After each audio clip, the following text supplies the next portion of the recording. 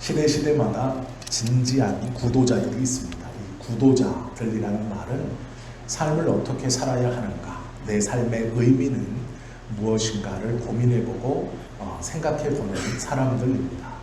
그래서 어떤 구도자들은 고행을 통해서 삶의 의미와 궁극적인 어떠함을 깨달으려고 노력하기도 합니다. 또 어떤 사람들은 베푸는 것을 통해서 다른 사람들을 섬기고 내 것을 나누는 것을 통해 그 삶의 의미를 진지하게 고민하고 그곳에서 무엇인가 큰 줄기를 잡으려고도 합니다. 오늘 본문에 보면 이 니고데모라는 사람은 이 구도자 중 하나였습니다. 그 시대에 삶을 어떻게 살아야 하는가, 내 삶의 의미가 과연 어느 곳에 있을까라고 진지하게 고민해보는 그러한 사람 중 하나였습니다. 이 구도자인 니고데모가 자신이 알고 있었던, 그리고 어려서부터 교육받았던, 자신을 가두고 있는 자신의 주변에 있는 이 율법의 울타리, 규례의 울타리, 그리고 부모님들에게서 물려받고 조상들에게서 물려받고 또한 자기가 배우고 있는 그 안에서 자신의 상식과 학식 안에서 자기가 지켜가야 하고 또 의미를 찾아가야 하는 여러 것들을 충실히 지키면서 삶에 대한 고민 그리고 의미를 찾습니다. 그렇게 고민하다가 결국은 만족하거나 그것을 해결하지 못하고 예수님에게 나아오는 것이 오늘 요한복음 3장의 이야기입니다. 니고데모를 설명하는 말 중에 이런 말이 있죠. 유대인의 지도자다. 이것이 1절에 있는 말씀입니다. 지도자라는 것은 앞에서 이끌어가는 사람이고 방향을 지시해주는 사람이고 또 그 방향대로 모범을 보이며 사는 사람입니다. 학문적으로도 인격적으로도 율법적으로도 다 모범이 되고 많은 사람들이 그를 따라줄 수 있을 때 지도자라고 하죠. 특별히 유대인의 지도자라는 것은 하나님을 믿는 것이 무엇인가에 대해서 가르쳐주고 앞서가고 모범을 보이는 그런 사람입니다. 우리가 이 본문의 말씀을 가만히 보고 니고데모를 설명하는 말을 보면 그는 가문적으로도 흠이 없고 또 본문의 내용을 읽어보시면 부자였다는 것도 알 수 있습니다. 또한 관원이라고도 설명이 되어 있습니다. 세상에서 출세하고 존경도 받고 있고 돈도 많은, 우리가 누구나 다 되기를 원하고 꿈꾸고 있는, 두루두루 흠이 없고 많은 이들이 부러워할 만한 모든 것들을 가졌던 사람입니다. 이 사람이 삶에 대해 진지하게 고민해 보았습니다. 답을 얻지 못했습니다.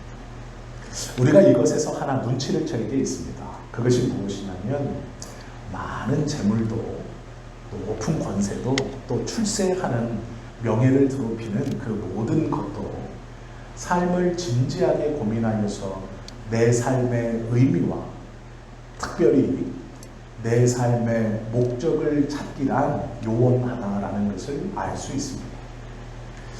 이 니고데모는 똑똑했던 사람입니다. 그리고 가난하지 않았습니다. 즉 거리낌이 없는 사람입니다.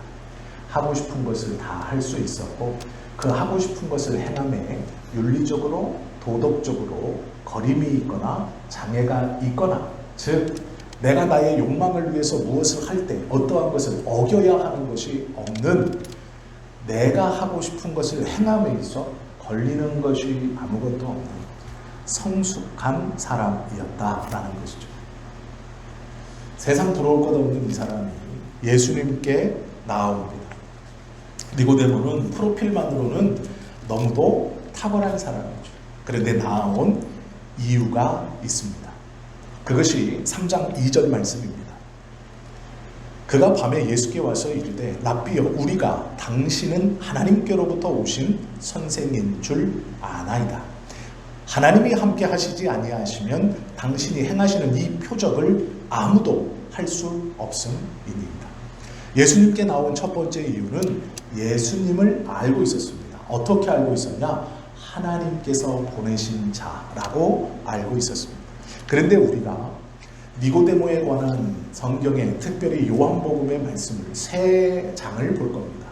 그런데 제일 먼저 니고데모를 예수님 앞에 등장시키면서 니고데모라는 설명, 니고데모라는 사람 앞에 있는 설명, 그 설명 앞에 하나의 단어가 더 있습니다. 그 단어가 무엇이냐면 밤이라는 단어입니다. 이것은 요한복음 3장만 보면 저녁 때 찾아왔구나 이렇게 생각할 수 있지만 앞으로 우리가 함께 니고데모에서 성경에서 증언하는 2번의 더 말씀을 찾아보면 왜 니고데모를 처음 예수님께 등장시키면서 밤이라는 배경을 사용했는지를 알게 됩니다. 이 밤이라는 의미는 2가지가 있습니다. 우리가 다 알고 있는 첫 번째 의미는 유대인의 관원으로서 예수님께 나오는 것이 부끄러웠고 또 유대인의 지도자로 시골에서 태어나 이름 없고 배경 없는 랍비인 예수, 특별히 종교 지도자들이 싫어하고 지금 주목을 받고 있었던 어떻게 보면 정식 교육을 받지 않은 라이센스가 없는 삼류 지도자인 예수님에게 라이센스를 갖고 있는 정규 교육을 받은 유대인의 지도자인 이 니고데모가 찾아간다는 것은 일반 유대인들이 생각하기에는 좀 이해할 수 없는 이야기입니다. 그래서 밤에 그 허물, 그 부끄러움을 가리고자 밤에 찾아왔구나 이렇게 생각할 수 있습니다. 이것이 우리가 아는 첫 번째 밤의 의미입니다. 그러나 2번째 의미가 더 중요합니다. 그것은 숨어 있습니다. 밤에 예수님을 찾아왔다는 것은 단순히 12시간이 지나서 저녁에 찾아왔다 이런 의미도 있지만 그것만이 아닙니다. 밤에 찾아왔다는 것은 니고데모의 마음을 뜻합니다. 방황하고 헤매고 목적을 찾지 못하고 삶의 의미를 찾지 못해서 지금 니고데모의 마음, 심령의 상태, 그것이 어두움이고 밤입니다. 그 방황 중 진지한 구도자였던 니고데모가 예수님 앞에 나옵니다. 예수님을 누구로 알았습니까? 하나님께서 보내신 자이고 하나님이 함께하는 자입니다. 정확히 알고 왔습니다. 그리고 나서 자신이 정말로 궁금했던 삶의 궁극적 목적, 내가 하나님 나라에 들어가려면 어떻게 해야 합니까? 이 땅에서 잘 먹고 잘 사는 거 질문하는 거 아닙니다. 예수님, 내가 출세하려면 어떻게 해야 됩니까? 내가 돈을 더 많이 벌려면 어떻게 해야 합니까? 내가 백성들에게 인기가 더 있으려면 어떻게 해야 됩니까? 이거 묻는 건 아닙니다. 하나님, 당신은 하나님이 보내셨고 하나님이 함께 하신 자임을 내가 알고 믿습니다. 내가 어떻게 하면 천국에 갈 수 있습니까? 이렇게 묻는 것이죠. 예수님이 누구인가를 정확히 알았고 예수님에게 물을 만한 것을 물었습니다. 그러자 예수님이 대답을 해 주시죠. 그것이 10절부터입니다. 너는 이스라엘의 선생으로서 이러한 것들을 알지 못하느냐? 진실로 진실로 내게 이르노니 우리는 아는 것을 말하고 본 것을 증언하노라.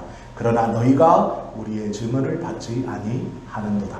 내가 땅의 일을 말하여도 너희가 믿지 아니하거든 하물며 하늘의 일을 말하면 어떻게 믿겠느냐? 하늘에서 내려온 자 곧 인자 외에는 하늘에 올라간 자가 없느니라. 모세가 광야에서 뱀을 든 것 같이 인자도 들려야 하리니 이는 그를 믿는 자마다 영생을 얻게 하려 하심이니라. 내가 어떻게 하여야, 예수님, 내가 어떻게 하여야 구원을 얻겠습니까? 내가 어떻게 하여야 하나님의 나라에 들어가겠습니까? 이렇게 물었던 예수님이 물과 성령으로 거듭나지 아니하면 들어갈 수 없고 물과 성령으로 거듭나지 아니하면 들어갈 수 없다.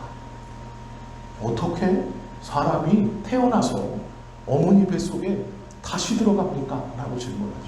그러자 말해줘도 이해를 못하는구나 이렇게 대답하는 겁니다.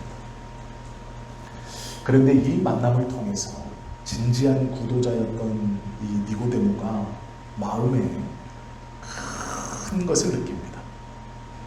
그러나 우리가 아는 것처럼 3장에서의 첫 만남은 니고데모가 근심하며 그 밤에 예수님을 떠나 돌아갑니다.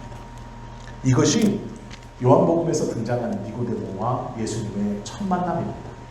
마음의 어두움을 안고 진지한 삶의 고민을 가지고 예수님을 하나님이 보내신 자이며 하나님이 함께 하시는 자인 줄 바로 알고 그분에게 자신의 구원과 하나님의 나라에 들어감에 대해서 묻습니다. 예수님께서 대답해 주셨지만 니고데모는 그것을 다 이해하지 못하고 다 믿지 못하고 그 저녁에 떠나갑니다. 그렇게 끝났으면, 그렇게 고민하다 끝났으면 더 이상 성경에서 이 니고데모를 등장시키지 않을 것입니다. 예수님을 바로 알았고 만났고 바로 물었고 바른 대답을 들었습니다. 그런데 뭔가 부족합니다. 뭔가 부족합니다. 그러기에 돌아갔습니다. 근심하며 돌아갔습니다. 지금 이 사건 속에 뭔가 부족합니다. 뭐가 부족할까요? 예수님을 바로 알미 부족한 걸까요? 예수님의 대답이 부족한 걸까요? 예수님의 설명이 부족한 걸까요? 아닙니다. 그럼 니고데모가 오해를 가지고 예수님을 찾아왔습니까? 아닙니다. 예수님에 대해서 바른 고백과 바른 마음을 가지고 찾아왔고 바른 질문을 드렸고 바른 대답을 들었습니다. 다 바른데 뭔가가 부족합니다. 뭐가 부족하냐? 이것이 문제죠. 뭐가 부족해서 니고데모는 그 똑똑하고 인격적으로도 여러 가지 것들이 흠잡을 수 없는 이 지도층이었고 엘리트이면서 율법으로 흠이 없고 예수님께 칭찬까지 들은 이 니고데모가 바로 알고 있고 바로 질문하고 있고 바른 대답을 들었는데 뭐가 부족해서? 이게 고민입니다. 우리는 예수님을 한 번만 만나면 된다고 말합니다. 예수님과 인격적으로 한 번만 부딪히면 사람이 변할 수 있다고 말합니다. 그렇지 않아요. 성경은 그렇지 않다고 이야기합니다. 우리 중 복음에 대해서 모르는 사람은 없을 겁니다. 예수님에 대해서 모르는 사람도 없을 겁니다. 예배의 중요함을 모르는 사람도 없을 겁니다. 그럼 뭐가 부족합니까? 니고데모도 뭐가 부족했습니다. 우리도 뭐가 부족합니다. 뭔지는 모르지만 내 삶이 이 모습인 것을, 내 믿음이 이 형태인 것이 뭐가 부족합니다. 그게 뭘까? 요한복음은 그 부족함에 대해서 말씀하고 있다라는 것이죠. 예수님을 믿고 받아들이는 것만으로는 부족합니다. 그것으로 다 될 것 같지만 그렇지 않습니다. 예수님도 말씀했지만 에스겔 36장 25절부터 28절에 보면 이런 말씀이 있습니다. 맑은 물을 너희에게 뿌려서 너희로 정결하게 하되 곧 너희의 모든 더러움에서와 모든 우상 숭배에서 너희를 정결하게 할 것이며, 즉 물을 뿌려 너희를 정결하게 할 것이고 또 하나가 있습니다.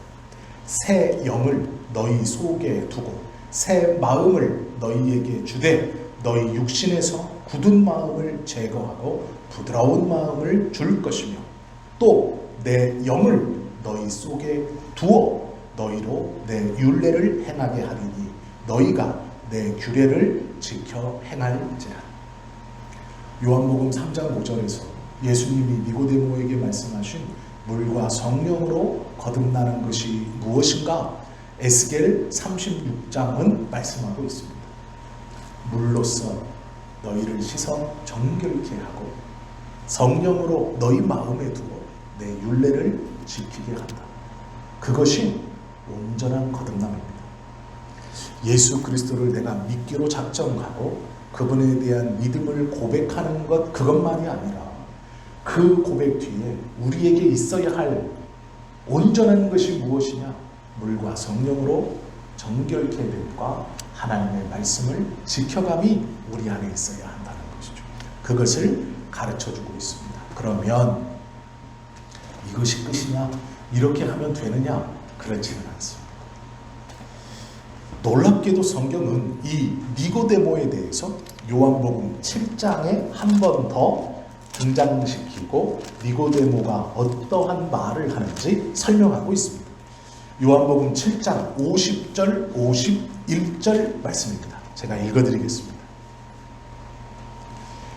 그중 한 사람 곧 전에 예수께 왔던 니고데모가 그들에게 말하되, 요한복음 3장에서 예수님에게 나왔던 그 니고데모를 요한복음 7장에서 다시 등장시킵니다.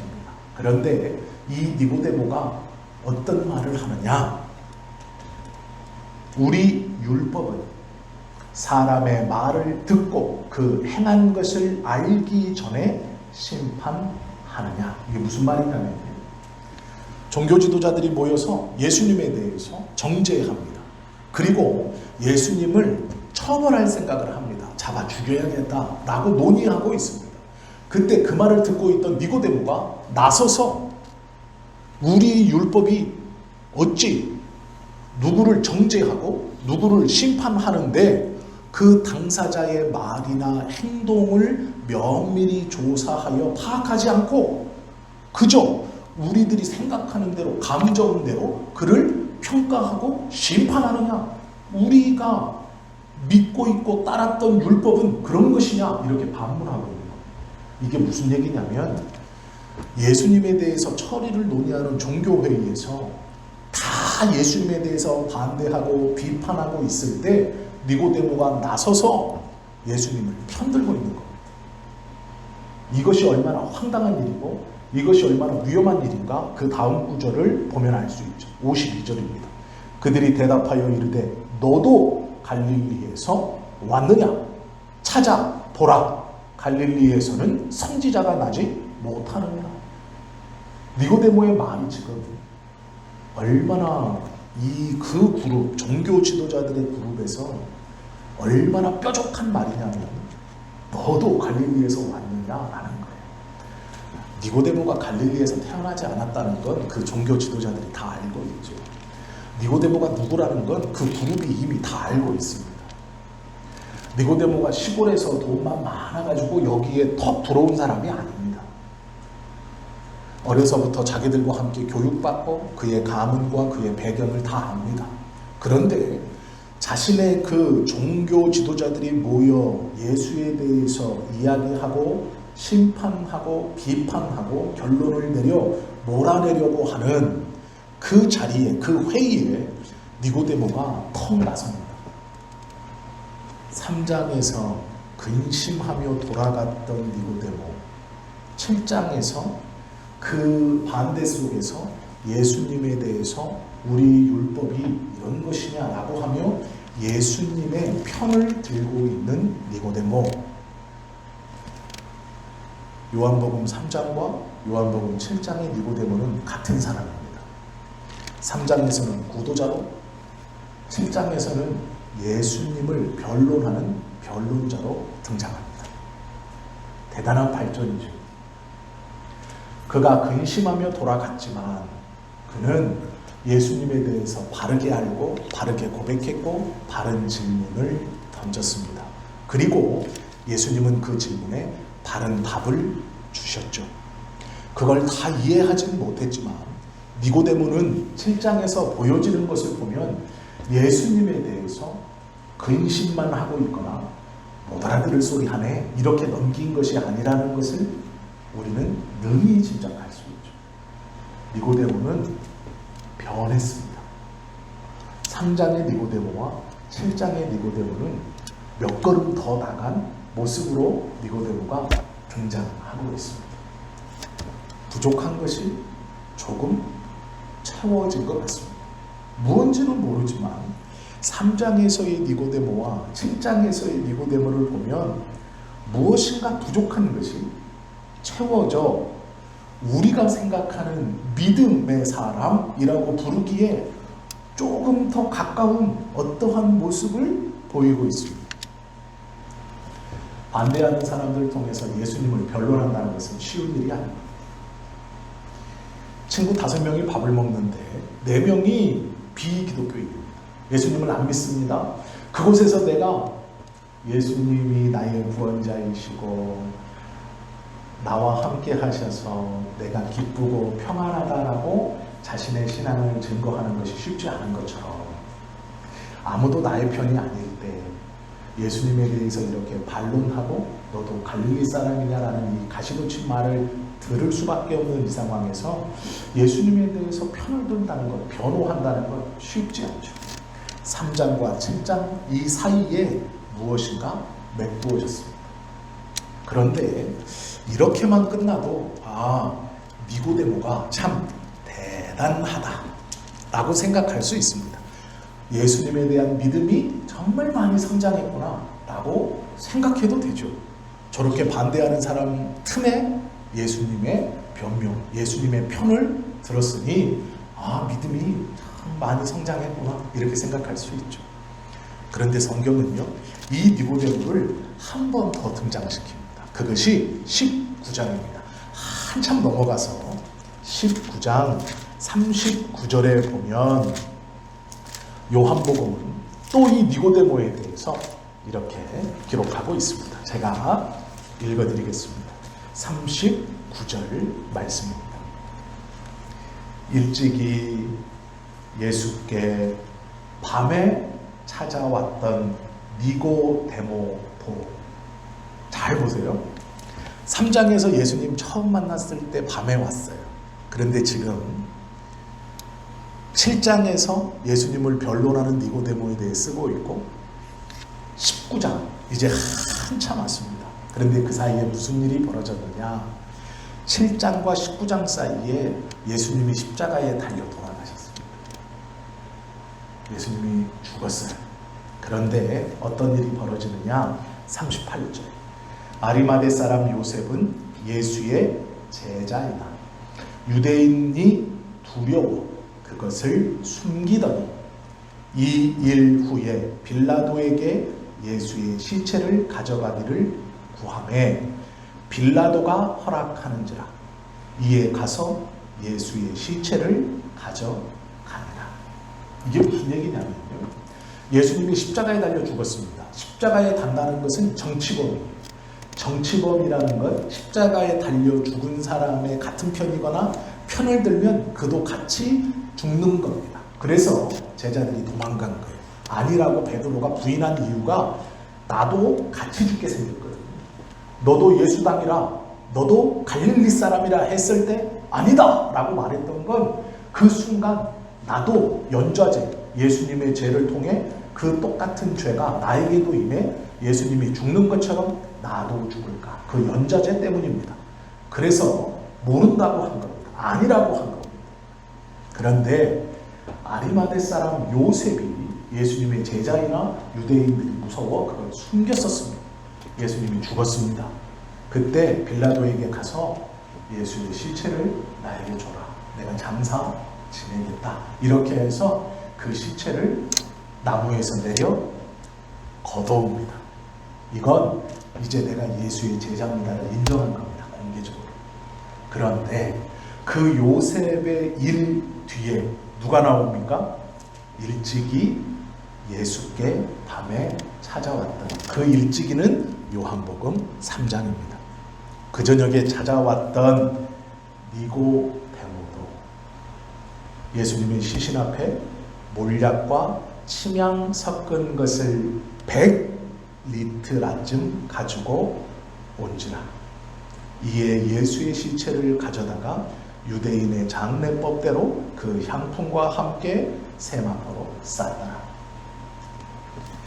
아리마대 사람 요셉이 예수의 시체를 빌라도에게 요구했고 니고데모가 시체를 닦는 향품을 100라드쯤 갖고 와서 그것을 가지고 예수의 시체를 닦았다라는 겁니다. 이게 무슨 얘기냐면 공개적으로 예수의 제자다라는 걸 인정한 겁니다. 3장에서는 밤에 왔어요. 아무도 모를 때 몰래 왔습니다. 인생의 진지함을 가지고 내 삶의 목적과 내 삶의 모양과 방향이 어느 곳에 있어야 하느냐를 심각하게 고민했던 이 니고데모가 그 밤에 예수님께 왔습니다. 그러면서 말하기를 당신은 하나님께서 보내셨고 하나님과 동행하는 사람입니다. 이렇게 말하고 내가 어떻게 하여야 구원을 얻고 어떻게 하여야 하나님의 나라에 들어갑니까? 예수께서 물과 성령으로 거듭나지 아니하면 그럴 수 없다라고 말씀하셨죠. 또한 이 니고데모에게 내가 가지고 있는 것을 다 팔아 가난한 자들에게 주고 너는 나를 따르라 라고 말했을 때 근심하며 돌아갔습니다. 예수님을 바로 알았고 바로 만났고 바로 질문했고 올바른 대답을 들었는데 무언가 부족합니다. 그런데 이 니고데모가 가만히 있었던 게 아닙니다. 7장에 보니까 모두 다 예수님을 반대하고 모두 다 예수님을 죽이기로 결의할 때 어떻게 그럴 수 있느냐라고 하며 예수님의 편을 듭니다. 그런데 19장에 보니까 놀라운 일이 벌어집니다. 예수께서 죽으시고 나무 십자가에 달리셨을 때 많은 사람들이 그 시체가 내려지고 가지감을 주목하고 있을 때 이 니고데모가 사람들의 시선을 신경 쓰지 않고 몰약과 시체를 닦을 수 있는 우리로 말하면 소독약, 침향을 가지고 와서 예수의 시체를 닦고 유대인의 정결법대로 이 말을 잘 이해하셔야 돼요. 유대인의 정결법은 랍비가 집례해야 됩니다. 그럼 이 속에 있지 않지만 누가 집례했을 가능성이 많습니까? 유대인의 지도자인 니고데모가 집례했을 가능성이 매우 높습니다. 이해하셨죠? 공식적인 라이센스를 갖고 있는 유대인의 지도자인 니고데모가 예수의 시체를 유대인의 정결법대로 닦고 세마포로 싸고 그 예식을 자기가 집례하면서 요셉이 준비한 아리마대 요셉이 준비한 세무덤에 넣을 때 그것에 대한 장례의 절차를 니고데모가 집례했을 가능성이 매우 높습니다. 이건 나는 예수의 제자를 인정하는 것입니다. 장례는 어두울 때 지낼 수 없습니다. 유대인들은 밝을 때 하는 겁니다. 빛이 있을 때 시신을 내려 그 시신을 닦고 세마포로 싸고 유대인의 장례 의식을 집례하며 새로운 무덤에 집어넣습니다. 누가요? 니고데모가요. 3장에서 근심하며 돌아갔던 니고데모, 7장에서 예수님의 편을 들어주는 니고데모, 19장에서 예수님의 시신을 잘 수습해서 유대인의 의식대로 의결대로 무덤 안에 안치시켜주는 니고데모. 이게 뭘 말합니까? 이게 무엇을 말합니까? 우리는 예수님을 한 번만 만나면 된다고 자꾸 생각합니다. 예수님과 한 번만 부딪히면 됩니다. 아니요, 그렇지 않습니다. 처음에 3장의 니고데모는 그리스도를 바로 알고 그리스도를 만났습니다. 그리고 이 니고데모가 7장까지 가면서 예수님을 모른 척 했겠습니까? 아니죠. 그 뒤로도 예수님을 쫓았습니다. 그러면 7장에서의 니고데모가 19장까지 예수님을 모른 척하고 관련 없는 삶을 살다가 19장에서 툭 튀어나와 그렇게 할 수 있었겠습니까? 아니죠. 그리스도를 쫓았을 겁니다. 무슨 말씀을 하시는지 내가 드러내놓을 수는 없지만 내가 드러내놓고 내가 예수의 제자다, 나도 저들 중 하나다라고 말할 수는 없었지만 그 예수님의 말씀을 듣고 예수님의 행하심을 보고 예수님의 십자가를 쫓고 그 십자가에서 그렇게 죽으심을 보고 돌아가심을 보고 얼른 집에 가서 자기 집에 있었던 건지 새로 구입한 건지는 모르지만 그 향품을 준비하고 요셉이 시체를 내린다는 이야기와 함께 그 예수 앞에가 그것으로 예수의 시신을 닦고 유대인의 정결의식대로 그 시신을 깨끗하게 한 후에 그 유대인의 의식대로 랍비인 자기가 예수를 그 순서대로 무덤 안에 넣었다라는 것이죠. 어떻게 이렇게 변할 수 있을까요? 예수님을 한 번 만나세요? 아니죠. 자꾸 보는 거죠. 자꾸 부딪히는 거죠. 계속해서 그 예수님의 가르침을 듣는 것이죠. 우리가 3장과 7장과 19장에서의 니고데모를 보면 한 번의 만남으로 이렇게 변하는 게 아닙니다. 계속 부딪히는 거예요. 때로는 고민하고, 그래 내가 맞지. 예수님을 받아들인다는 건 내가 사회적 고립도 뜻하고 나를 지지했던, 내가 여태까지 함께했던 모든을 버려야 될 수도 있고, 반대로 저들에게 미움받을 수도 있지. 의심이 들 때, 후회가 들 때 예수님의 말씀을 또 가까이 하고 그 예수님을 또 마주치고, 그러면서 내 안에 조금씩 믿음이 자라고 그분에 대한 신뢰가 자라고, 내가 이렇게 예수님을 편들었지만 너도 갈릴리 당이냐? 너도 거기서 왔느냐? 찾아봐라. 갈릴리에서 선지자가 날 수 없다라는 그 가시돋친 말을 들었을 때 움츠려들고, 그래 내가 이렇게 나설 이유가 뭐가 있어? 내가 그 12명의 정식 제자도 아니고 예수님 아니고도 나는 잘 먹고 잘 살았고, 내가 이 위치에서 그냥 내 속으로 잘 믿으면 되지. 그럴지도 모릅니다. 그랬을 수도 있습니다. 아니, 우리도 그렇죠. 예배하고 은혜를 받을 때는 그래 내가 믿음대로 살겠다. 사회에 나가고 직장에 가고 사람들을 만나다 보면 다 잊어버리고, 그래 나나 잘 믿으면 되지. 내가 나 잘하면 되지. 그냥 자기 전에 한번 기도하고, 바빠서 잊어버리지만 그래도 내가 예수 믿지. 내가 속으로 하나님 내 마음의 중심을 아시죠? 이렇게 기도하며, 우리도 그렇잖아요. 니고데모도 똑같았을 겁니다. 그런데 19장에서 어떻게 이렇게 행하느냐, 그건 한 번의 만남으로 충분치 않기 때문이다 라는 겁니다. 여러 번 만나는 겁니다. 계속 부딪히는 거예요. 3장에서는 밤이라고 상징적인 단어로 나오지만 19장에서는 낮이라고 이야기합니다. 그걸 벗어버린 거예요. 밤이나 낮이나 이게 중요한 게 아닙니다. 방황이 끝났어요. 이렇게 성경에서요, 니고데모를 3장과 7장과 19장에서 언급했던 이유는 자주입니다. 한 번의 만남으로는 불충분해요. 제가 중학교 때 죄송합니다. 그냥 이렇게 걸러서 들으세요. 제가 중학교 2학년이 되니까 당구장이, 그전에는 당구장이 미성년자들이 못 갔어요. 즉 교복을 입고 당구장에 가면 안 됐습니다. 선생님들도 와서 단속을 했고 그렇게 하면 안 됐어요. 근데 제가 중학교 2학년이 되니까 이 당구장이 그냥 레포츠 시설로 법이 바뀌어서 풀렸습니다. 그래서 제가 중학교 2학년이 되니까 교복을 입고 당구장을 가도 돼요. 모르셨죠? 네, 저는 알았습니다. 중학교 2학년이 되니까 당구장을 마음대로 들어가도 되는 거예요. 근데 법이 바뀐 거예요. 이 당구장이 옛날에는 막 음침하고 뭐 이렇게 미성년자들이 가면 안 되고 학생들이 가면 안 되고 했다가 그게 풀린 거예요. 제가 중학교 2학년이 되니까. 그래서 저녁 10시 전까지는 갈 수 있었어요. 그 또 제가 또 모험심이 굉장히 크지 않습니까? 당구장에도 갔죠. 야, 가면 된단다. 우리는 이제 그전에도 물론 다녔습니다. 몰래. 근데 이제는 당당하게 갈 수 있다. 학교 끝나고 이제 교복 입고 당구장에 갔습니다.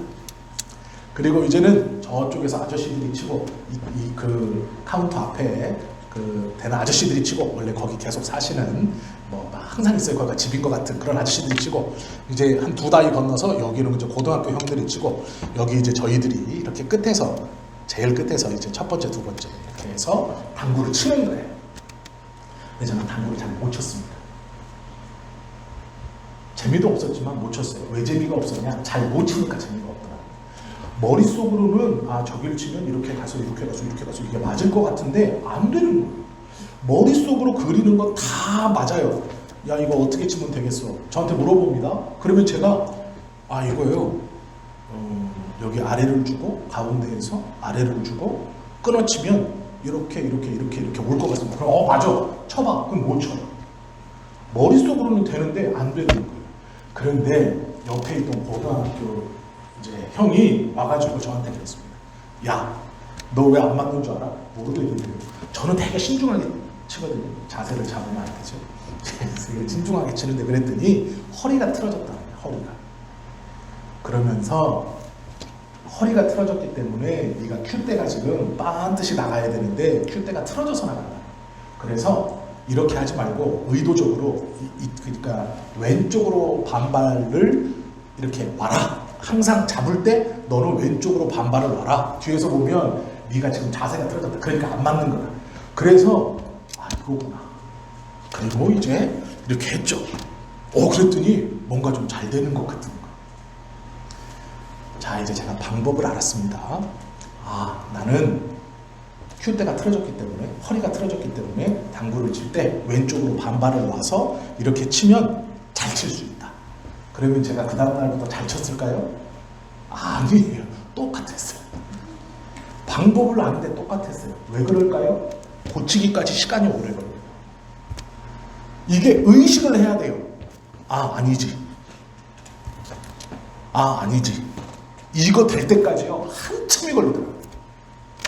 재미가 없었어요. 왜냐면 저는 항상 그걸 신경 써요. 이렇게 치면 안 되고 잡고 반발을 와야 돼. 알고 있는 것과 행하는 건 차이가 있습니다. 야, 너 허리가 틀어졌으니까 반발 왼쪽으로 가서 치면 큐대가 빠듯하니까 잘 맞을 거야. 알았어요. 저는 그래서 당구 고수가 될 줄 알았습니다. 안 돼요. 어색해요. 이게 몸에 익기까지 한참 걸려요.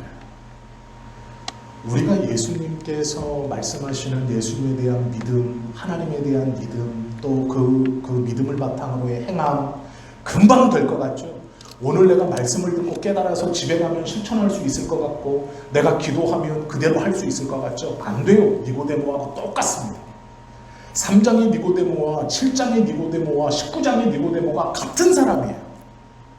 그런데 다른 삶으로 살아요. 왜요? 몸에 익어야 돼요. 예수님의 복음이 그 믿음이 그 마음에 들어오는 것뿐만 아니라 머리로 이해되는 것뿐만 아니라 내 영혼을 변화시키고 붙어서 내 삶으로 드러날 때까지는 시간이 한참 걸려요.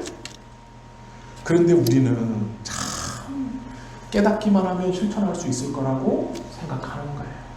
믿음이 아니에요. 교만입니다. 누군가 성경을 잘 풀어줘서 하나님의 말씀을 잘 가르쳐줘서 내가 그것을 깨달았다 오늘 내 믿음이 그러면 내가 집에 가서 이렇게 행하고 직장에서도 친구들 관계에서도 이제 내가 이렇게 살아야지 하나님의 뜻대로 살 수 있지라고 생각하지만 못 살아요. 왜요? 익숙하지 않아요.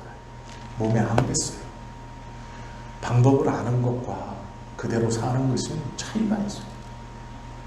제가 당구 얘기를 해서 그런데요. 당구 반발 연기는 것도요 한참 걸리더라고요. 그게 얼마나 귀찮은지 재미가 없을 만큼 그렇게 성가셔요. 친구들이 저만 보면요 반발 이래요. 야 반발. 나중에 짜증이 나요. 그게 나한테 좋은 것이고 당구를 잘 치려면 반발을 옮겨야 되는데 짜증이 나는 거예요. 마찬가지예요. 우리가 하나님의 말씀을 듣고 깨달아 압니다. 그런데 그 믿음대로 사는 것이 쉽지 않아요. 그럴 때마다 좌절하게 되고 믿음에 대한 회의도 들고 내 스스로 내 자신에 대한 신뢰를 잃어버리고 나는 해도 안 되나 보다. 아니요. 그렇지 않아요. 익숙해지기까지 수많은 실패, 수많은 오류, 수많은 시간이 걸려요. 말씀으로 나에게 깨닫게 해주시고 내게 주신 은혜를 내가 삶에서 그대로 실천하기까지는 그대로 붙들며 의심 없이 품고 살아가기까지는 오랜 시간이 걸려요. 그것이 정상이에요. 니고데모는 그걸 보여주는 거예요. 3장에서 고민하며 돌아갔던 니고데모가 7장에서 예수님을 편들고 19장에서 이제 내가 예수의 제자임을 그 삶으로 숨김없이 드러낼 수 있는 것은 그만큼 참 시간이 걸려요. 니고데모는 얼마나 시간이 걸렸냐? 예수님이 죽었어요. 어쩌면 늦었다고 생각했을지도 몰라요. 예수님이 살아있을 때 그 믿음을 고백했어야죠. 근데 예수님이 죽었어요. 그런데 죽은 다음에서 고백합니다. 나도 예수의 제자다. 나도 예수에 대한 믿음이 있다. 라고 예수님의 시체를 닦으며 그 죽음의 장례를 집례하며 증거하는 거예요. 그때라도. 하물며 우리는요. 낙심하지 마세요. 자신의 믿음을 믿지 못하겠다고? 하나님, 나는 안 되네요. 내 믿음은 이만해요. 반대로 오늘 알았으니 나는 이제 막 믿음이 이렇게 성장할 거예요. 아니요. 그런 기대도 하지 마세요. 불가능해요. 시간이 오래 걸려요. 어쩌면 죽음의 문턱, 육신의 죽음의 문턱 앞에서 그렇게 될지도 모르고, 어쩌면 주님 앞에 가서 고백할지도 몰라요. 지금 조금 못하셔도 자기 자신에 대한 믿음, 또 하나님이 나에 대해서 주시는 은혜에 대해서 의심하지 마세요. 니고데모는 그 얘기를 하고 있어요. 오래 걸린다. 여러 번 만나야 한다. 조금씩 변하는 거지. 그러나 중요한 게 뭔가요? 떨어지는 게 아니라 올라간다는 거예요. 그 믿음이 올라간다는 거예요. 우리가 니고데모의 이야기를 가만히 묵상하시면서, 하나님, 나도 니고데모와 같이 조금 더디고 남들은 눈치채지 못하고 내 스스로 나에게 실망감이 올 어떤 순간에도 니고데모처럼 그렇게 꺾어지는 믿음 아니라 조금씩이라도 계속해서 성장하고 올라가는 믿음, 그 믿음 갖고 있고 그 믿음대로 살아가고 하나님에 대한 신뢰를 잃지 않기를 원합니다.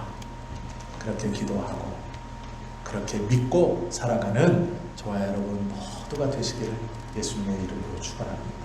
기도드립니다.